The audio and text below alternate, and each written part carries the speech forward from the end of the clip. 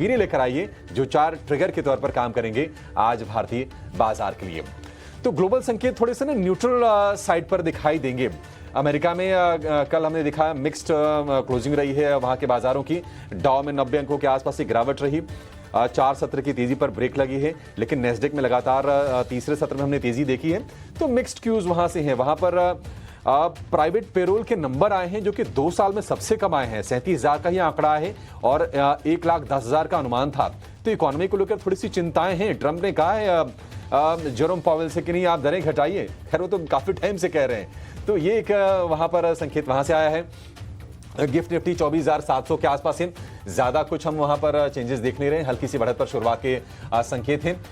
FIS की 3 दिनों की जो बिकवाली हुई है जून सीरीज के पहले 3 दिन में, कल बाइंग का फिगर आया है 1076 करोड़ रुपए का। बहुत छोटा फिगर ही है, इसको लेकर उत्साहित होने की जरूरत नहीं है। लेकिन क्या ये ट्रेंड रिवर्सल का संकेत है, इसको आगे समझने की कोशिश करेंगे।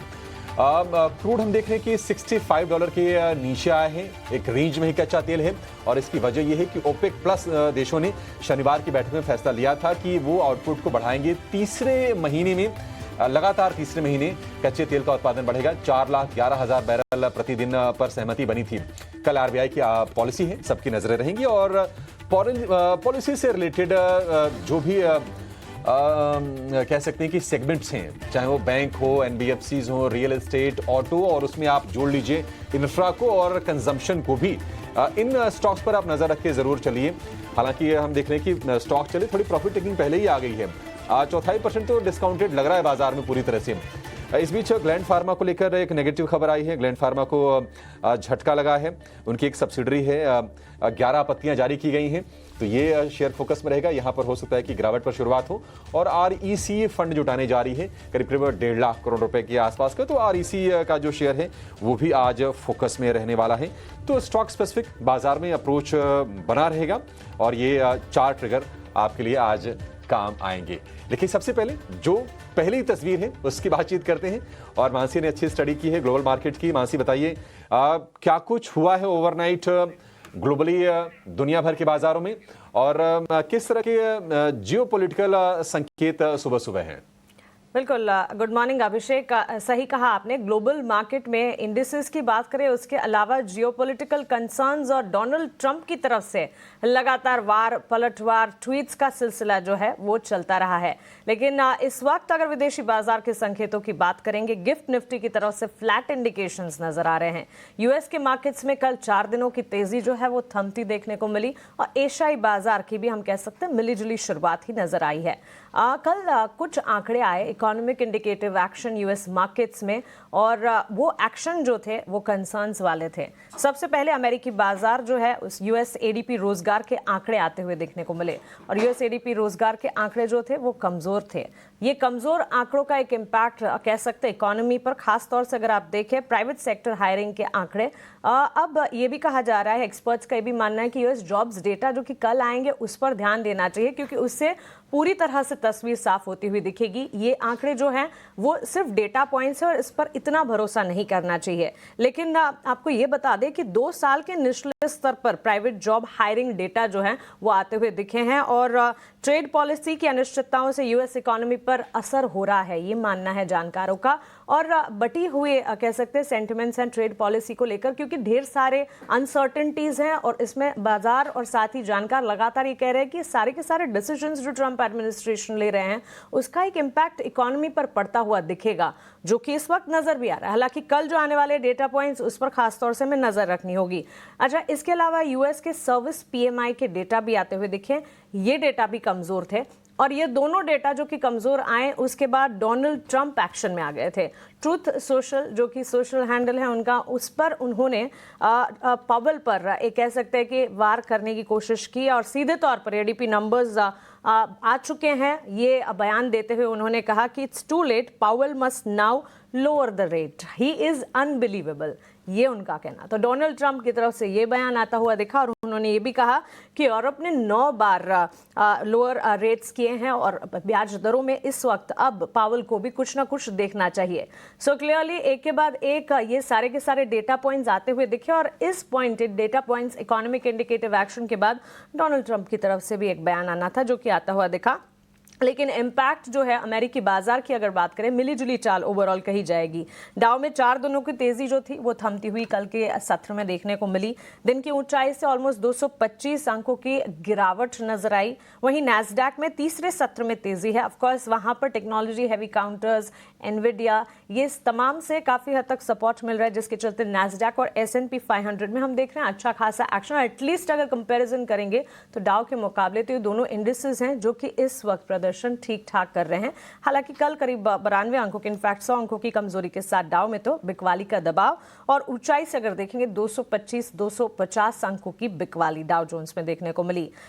इस हफ्ते ट्रंप प्रशासन की अपील पर टैरिफ मामले पर सुनवाई होनी है। साथ ही हम लगातार आपको बता रहे हैं कि ट्रंप और शी जिनपिंग के बीच बातचीत होने वाली है। ऑफकोर्स ये बातचीत क्या है, इसके डेट्स, इसके एजेंडा, ये सारे के सारे आने बाकी हैं, लेकिन ये एक इवेंट जरूर है, एक इंपॉर्टेंट अपडेट जरूर है जिस पर सभी की नजर है। अब आज गुरुवार हो चुका है, ये बातचीत कब होगी इस पर तो नजर रखनी होगी।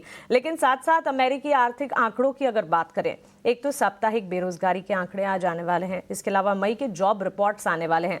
अभी जो प्राइवेट डेटा आते हुए देखने को मिले हैं इकोनॉमी हायरिंग के, उसके बाद मई के जॉब्स डेटा पर खासतौर से नजर रखनी चाहिए, क्योंकि ओवरऑल जो पिक्चर है, रियल पिक्चर जो है, मई जॉब डेटा से ही आते हुए और समझ आते हुए नजर आएंगे। इसके अलावा अन्य संकेतों की अगर बात करें तो डॉलर की कमजोरी से सोने को सपोर्ट मिलता हुआ देखने को मिला है। $3,400 के करीब सोना पहुंचता हुआ। सेफ हेवन की चाल पर आज घरेलू बाजार में भी सोने चांदी पर किस तरह के सेंटिमेंट्स पड़ते हैं, इस पर खास तौर से हमें नजर रखनी चाहिए। और उत्पादन बढ़ने से क्रूड में ऊपरी स्तर से दबाव है। वैसे देखा जाए तो $66 के आसपास दिखा था, अब $65 के आसपास ब्रेंट क्रूड की चाल जो है वो फिलहाल नजर आ रही है। US 10 ईयर बॉन्ड यील्ड 4.37 के लेवल्स के आसपास है।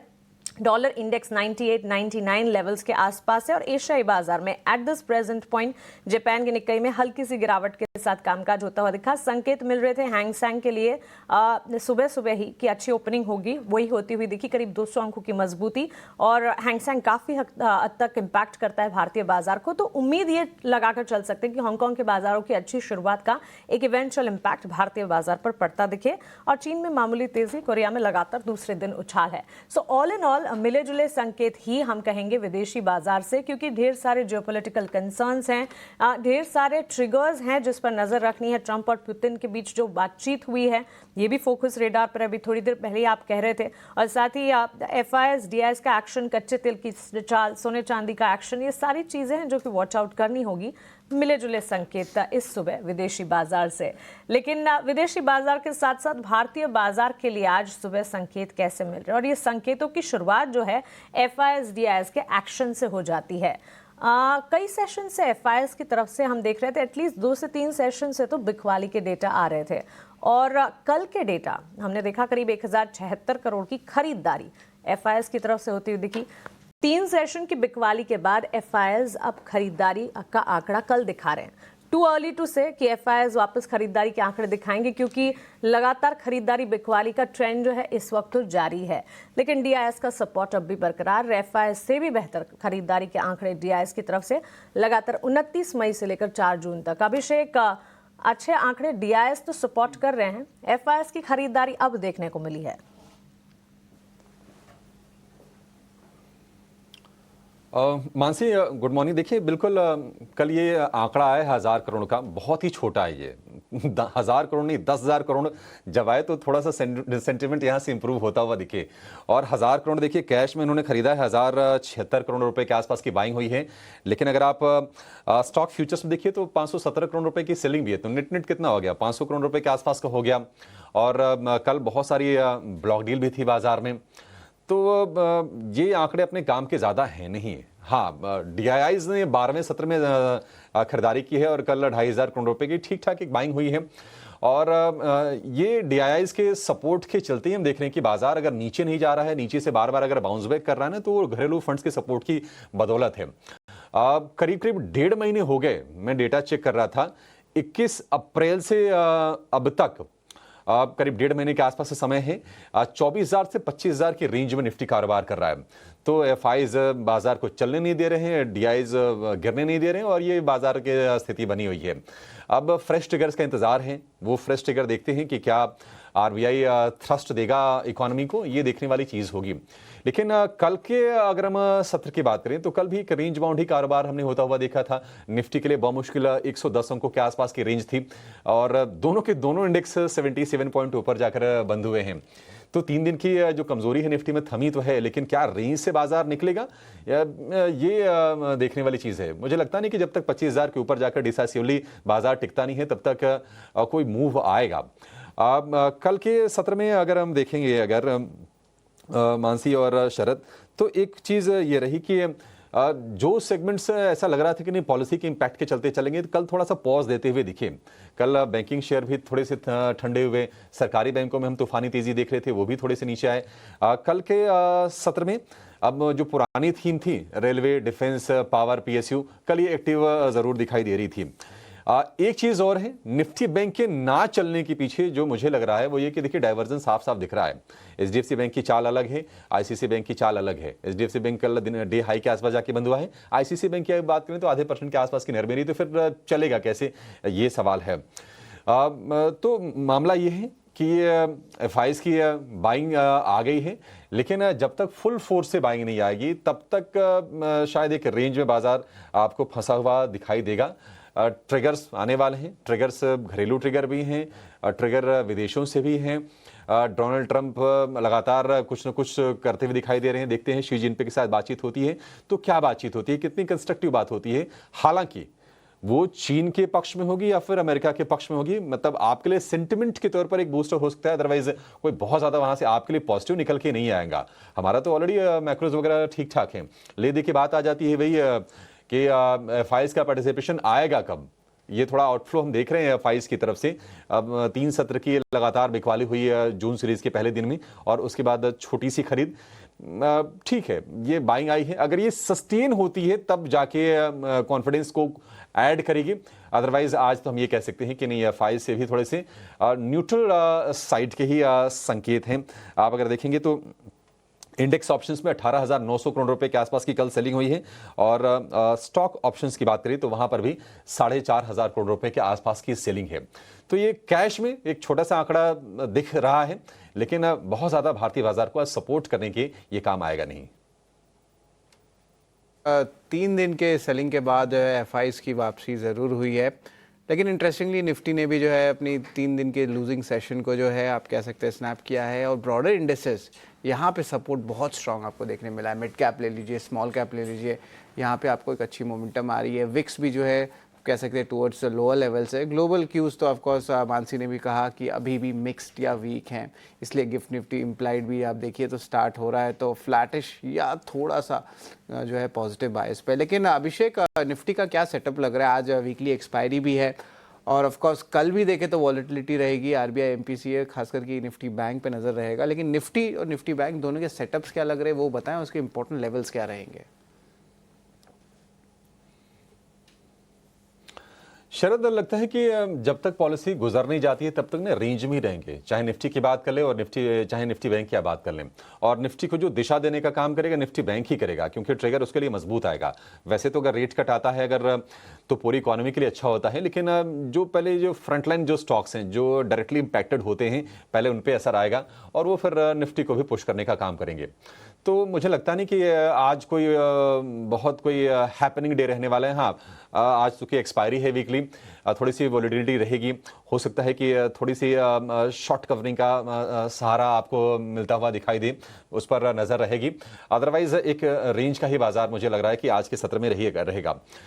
एफआईज की बात में एक पॉइंट छूट गई थी, देखिए 20% के नीचे की उनकी लॉन्ग होल्डिंग है, 17-18% के आसपास के आंकड़े हैं, तो गुंजाइश तो है एफआईज के पास बाइंग करने को लेकर। अब यहां से ज्यादा बेचेंगे नहीं, ये एक पॉजिटिव आप करके चल सकते हैं।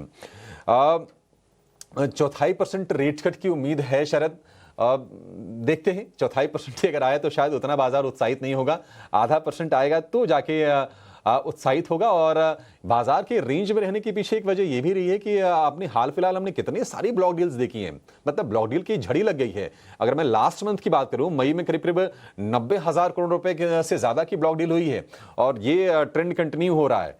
तो बाजार में जो कैपिंग है ना, जो एक रेंज में फंस रहा है, उसकी वजह यह भी है कि बाजार थोड़ी सी कोशिश कर रहा है, तब तक प्रमोटर की तरफ से वो सेलिंग आ जा रही है और चूंकि डिस्काउंट पर होती है तो बाजार पर फिर वो जो गेन्स हो रहे हैं उस पर ब्रेक लग जा रहा है। अच्छी चीज ये है सेटअप के लिहाज से कि इंडिया विक्स नीचे आया है, 15.5 का इंडिया विक्स है, 2 दिन में हमने बड़ी बड़ी गिरावट देखी है, तो ये एक आपके लिए निश्चित तौर पर कंफर्टिंग फैक्टर वो जरूर होगा। निफ्टी की अगर हम आज के लिए रेंज की बात करें शरद, तो मतलब मुझे लग रहा है कि 24,450 और 24,500 ये एक सपोर्ट लेवल के तौर पर काम करेगा। बाजार ने उसको रेस्पेक्ट किया है, बार बार हमने देखा है कि वहां से बाउंस आता हुआ दिखा है, तो वो सपोर्ट होगा। इमीडिएट अगर मैं रेजिस्टेंस की बात करूं तो 24,800 को आज के सत्र में भी पार करने में बाजार को थोड़ी सी मुश्किल जरूर आएगी। उसके बाद 25,000 थोड़ा सा कह सकते हैं कि टफ रेजिस्टेंस है, ये अगर पार हो जाएगा फिर आप एक तरफा रैली की उम्मीद करके चल सकते हैं।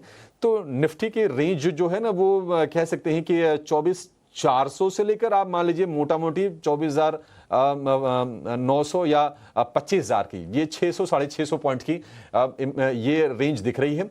और कल पॉलिसी जब आ जाएगी उसके बाद हम हो सकता है कि एक डायरेक्शनल मूव वो देखेंगे, लेकिन डिपेंड करेगा। अगर बहुत एक्साइट करने वाली पॉलिसी नहीं आई अगर कमेंट्री के फ्रंट पर और रेट कट के फ्रंट पर, तो बहुत ज्यादा आप उम्मीद मत कीजिए, क्योंकि ग्लोबल ओवरहैंग बना हुआ है, टैरिफ वाली अनिश्चितता है, जियोपॉलिटिकल टेंशन भी बाजार को परेशान कर ही रहे हैं और एफआईज भी दूरी बनाए हुए हैं। तो कुछ बड़ी चीज चाहिए बाजार को, तभी जब बाजार यहां से चलेगा। तो निफ्टी पर स्टडी होगी। शरद में लगे हाथ तो निफ्टी बैंक की स्ट्रेटजी बता देता हूं। देखिए कल क्या हुआ ना कि साफ साफ हमने डाइवर्जन देखा है निफ्टी में और निफ्टी बैंक के लेवल में। आईसीसी बैंक और एचडीएफसी बैंक में ये डाइवर्जन के चलते निफ्टी बैंक भी कल एक रेंज में ही रहा है। 77 अंकों की हल्की सी तेजी हुई है। प्रतिशत के लिहाज से अगर आप देखेंगे तो निफ्टी के मुकाबले वो कम रही है। तो पॉलिसी पर ही नजर है और निफ्टी बैंक में भी पॉलिसी के बाद ही कोई बड़ा मूव आएगा। और जो रेंज हम लगातार देख रहे हैं, निफ्टी बैंक भी जिस रेंज में फंसा हुआ है वो है 55,000 का नीचे की साइड पर सपोर्ट है मजबूत वाला, और 56,000 एक रेजिस्टेंस के तौर पर काम कर रहा है। आज हो सकता है कि 55,500 एक छोटा सा सपोर्ट लेवल है, वो आपके लिए काम कर जाए। अदरवाइज जो ब्रॉडर रेंज है वो है 1000 पॉइंट्स के आसपास की।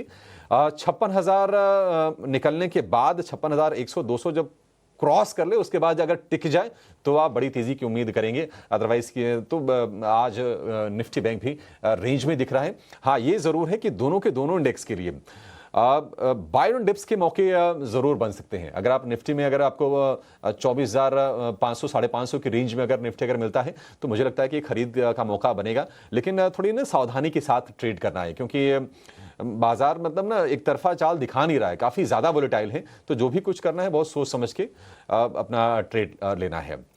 चलिए जरा एक्सपर्ट्स को जोड़ते हैं और उनसे ये समझते हैं कि आपकी रणनीति आज के सत्र में क्या होनी चाहिए और कहां पर शेयरों में कमाई के मौके बनेंगे।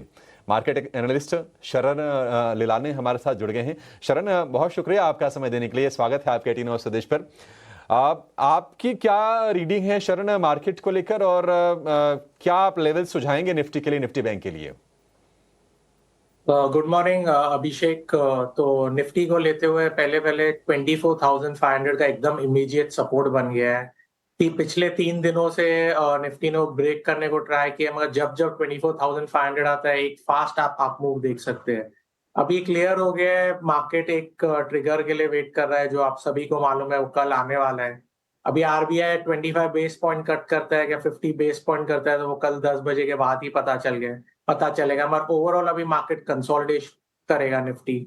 तो बेसिकली सपोर्ट रहेगा 24,500, एक इमीडिएट रेजिस्टेंस है 24,800।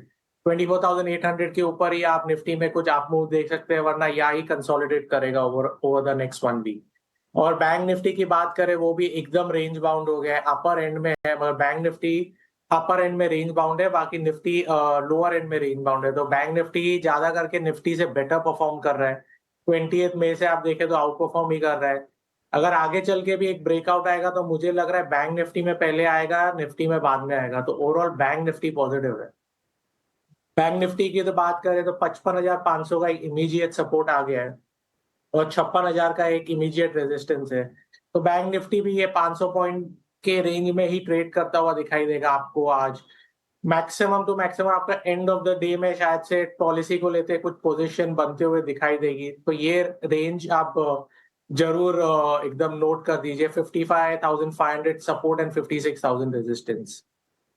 और बाकी आज के स्टॉक्स के बात करें तो 2 बाय कॉल है और एक सेल कॉल है, क्योंकि मार्केट में वॉलेटिलिटी काफी हाई है। तो पहला बाय कॉल रहेगा मेरा फोर्टिस।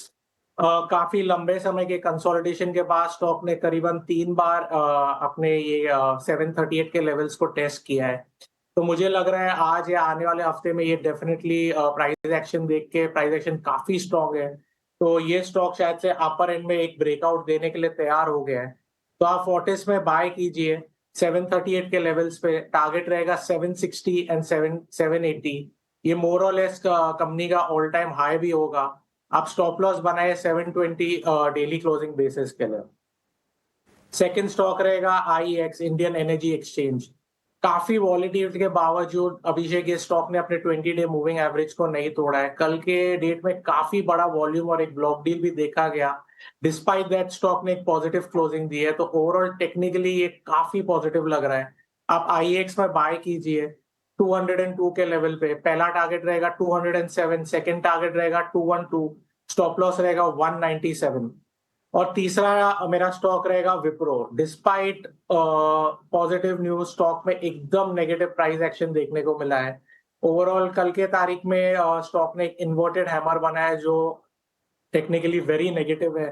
स्टॉक अपना 20 डे मूविंग एवरेज को भी ब्रेक नहीं कर पा रहा है, सारे मूविंग एवरेजेस के नीचे ट्रेड कर रहा है। Overall very negative price action. तो मैं विप्रो फ्यूचर्स में एक सेल कॉल दूंगा आज के लिए। आप सेल कीजिए 248 के लेवल्स पे। टारगेट रहेगा 242 और 236, स्टॉप लॉस रहेगा 254 डेली क्लोजिंग बेसिस पे।